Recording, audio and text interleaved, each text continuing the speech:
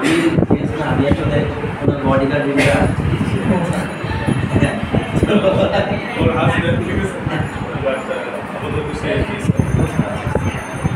যেটা উনি বললেন সেটাই, তবে আসলে প্রশ্নটা তো স্পেসিফিক ছিল। যারা তোমরা স্কুলের স্টুডেন্ট তারাও ভাবতেছো যে আমাদের জন্য কী করার আছে, অনেক কিছু করার আছে। ম্যাডাম যেটা বললো যে ভালো লাগতেছে না, এটা কেন ঘটে? এটা তখনই ঘটবে যখন তোমার হাতে কোনো কাজ নেই। জুলাই আর আগস্টে ভালো লাগে না এই কথাটা মনে হয় না বাংলাদেশের কোনো ইয়াং জেনারেশন ছেলে বলছে। কিন্তু তোমাদের হাতে প্রচুর কাজ নেই, চাইতে হবে, আন্দোলন করতে হবে। একটা লক্ষ্য ছিল কিন্তু, তার মানে আমি নিজের থেকেও বুঝি যে সৌভাগ্যবশত আমরা বুয়েটে পড়ছি, তো সবাই ভাবে আমরা খুব ভালো ছাত্র, কিন্তু আমি খুব ভালো ছাত্র যে খুব ছিলাম তা না, কিন্তু ক্লাস আমার বুয়েটে পড়ছি। এখন পড়াশোনা কারোরই ভালো লাগে, এটা তোমাদের যে ভালো লাগে তা না, কারোরই না, ওই একজন দুজন লোকেরই ভালো, বাকি কারোরই কিন্তু পড়াশোনা। কিন্তু প্র্যাকটিক্যালের সাথে যদি একটা রিলেশন দেওয়া যায় পড়াশোনা, তাইলে কিন্তু পড়াশোনা ভালো লাগে। যেমন আমাকে অনেকে আশ্চর্য হয়, এখন আমি প্রচুর পড়াশোনা যেটা আমি বইটা থাকতে করি না, ও জানেন আমরা ক্লাসমেট ছিলাম। এখন কেন করি আমি জানি যে আমার চাকরির এই কাজটা করতে গেলে আমার এটা না করে গেলে আমি করতে পারি, তখনই আমার মজাটা লাগে। জানি তাই তো আমার জানতে হবে, তাহলে তোমাদেরকেও সেই কাজটা আসলে দিতে হবে। দোষকারী তোমাদের তা না, আমাদেরও আছে, কিন্তু এই কাজটা নিতেও হবে তোমার। যেটা আমি বললাম, যেমন একটা স্কিল ডেভেলপমেন্টের বড় জিনিস যদি লক্ষ্য করো, তোমরাও দাঁড়ায় সবাই পরিচয় দিচ্ছ, কারোর কথা আমরা শুনি নাই, ঠিক সবাই একটু লজ্জাও পেয়েছে।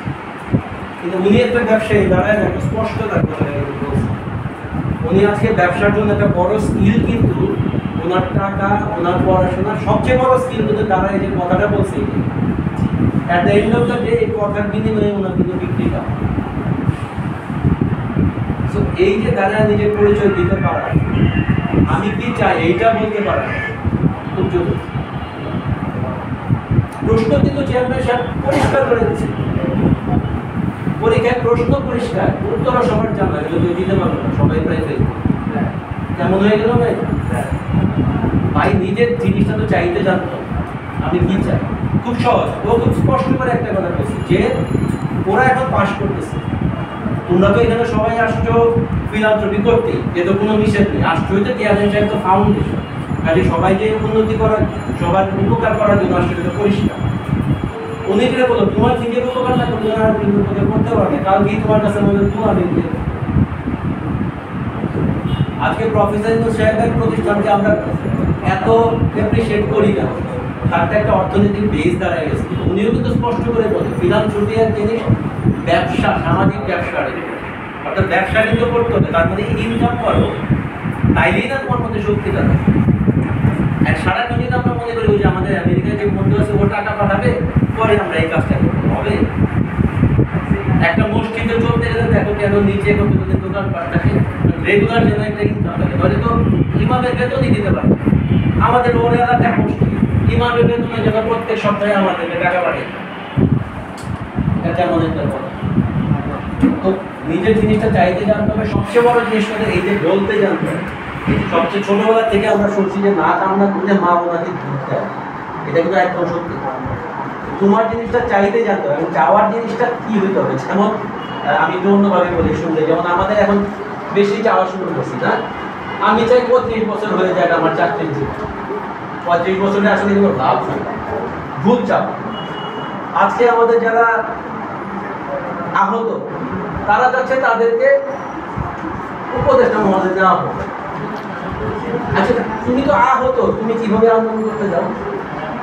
চাওয়াটা ভুল, তার চাওয়া উচিত ঠিকভাবে আমার জিনিসটা ঠিক হবে। অর্থাৎ চাইতে গেলেও কিন্তু পরিষ্কার চাওয়াটা চাইতে হবে, কোনটা আমি চাবো, যেটা আমি পাবো। অর্থাৎ এমন একটা জিনিস চাই না, যেমন কালকে বললাম ভাই আমার এখানে তো আমাদের তো এখানে তো 80 ইঞ্চের মনিটর করে, তাই খুব দেখতে সুন্দর লাগে, একটা গর্জিয়াস ব্যাপার। এই চাওয়াটা এখানে চাওয়া মানেই তুমি আসলে পাবা না, বুঝতেই পারতেছ না চাওয়ার জন্য না পা, এই চাওয়ার কোনো মানে আছে? তো চাইতে হবে, কোনটা চাইতে হবে এটা জানতে হবে, বলতে জানতে হবে, নিজের ব্যাপারটা পরিষ্কার থাকতে হবে। আমরা কিন্তু স্কিল ডেভেলপমেন্টে এই কাজটা করতে চাই, যেটা ওনার বলার উদ্দেশ্যটাই এটা ছিল। আমরা চাইছিলাম যে এই কথাগুলি আসুক, এখান থেকে কিন্তু অলরেডি একটা মিক্স বের হয়ে আসছে যে তোমাদের মধ্যে গ্যাপ করতে সেটা এই জিনিসটা আমরা এটা চিন্তা করে আমরা প্রজেক্ট প্ল্যান করি। এই যে গ্যাপ বেশি হ্যাঁ ওরা মাত্র স্কুলে অথবা স্কাউট বসে কাজ করতে পারে দুইজন আছে অলরেডি পাস করে গেছে তাদের লাইফস্টাইল একটু ডিফারেন্ট তাদের মানে প্র্যাকটিক্যালি একটু ডিফারেন্ট ওরা আমরা প্র্যাকটিক্যালি কিন্তু আসিনি আরও দুইজন আছে মানে নিয়মিত জব করি আমরা প্র্যাকটিক্যালি ডিফারেন্ট আমাদের বলে আমরা 25 ইয়ার্স আমরা জব করি বিভিন্ন সেক্টরে আমাদের প্র্যাকটিক্যালি ডিফারেন্ট আমরা যে জিনিসটা যে লেন্স দিয়ে যে জিনিসটা দেখা হলো তোমরা চিন্তাই করতে পারবে সব এটা একটু স্বাভাবিক এখানে যেগুলো বলা হচ্ছে যে যখনই তোমার কেউ কিছু বলবে এটা ভালো করে তোমার লিসেন করবে দিবা লিসেন তোমার জন্য তো সব কিছু আপনি লিখতে বলো না কিন্তু এখান থেকে আসলে যে জিনিসটা তোমার ডেভেলপ করবো সেটা মাথায় ভালো করে স্ট্রাইক করবো সবে কিন্তু মেবি প্ল্যান এটিগুলো আমি আমার ফিউচার জায়গাগুলো আমি চেঞ্জ করতে পারি আমাদের এটা একটু প্রিলিমিনারি আজকে একটা ডিসকাশন ওরা হয়তো অবজেক্টিভ নিয়ে আসছে কীভাবে আমরা আরও ভলান্টিয়ার কাজ করতে পারি তাহলে কীভাবে মানুষকে সেবা করতে পারি এটা আসলে ভালো তোমাদের বলবো আর আমাদের হ্যাঁ এটা আমরা চিন্তা করতে তোমরা যদি আমার সাথে থাকবা উনি যেটা আমরা কিছু তোমাদের কথা বলবো তোমাদের যদি কিছু বেসিক ডেভেলপ হয় তাহলে তোমরা কিছু বেনিফিট একটা ছোট্ট তোমাদের থেকে একটা ছোট্ট কথা বলি যে আমার কথা মনে হচ্ছে আল্লাহর রহমতে মনে হয় তোমাদের ভবিষ্যৎ ভালো হওয়ার সম্ভাবনা বেশি কেন বলি এই যারা এরকম ফিলান্থ্রপি করতে আসে তাদের মানসিকতা ভালো হয় তার একটা কাজের মধ্যে থাকে আর উনি জানে ব্যবসা করে তো আমি নিজে জানি আমিও ব্যবসা করি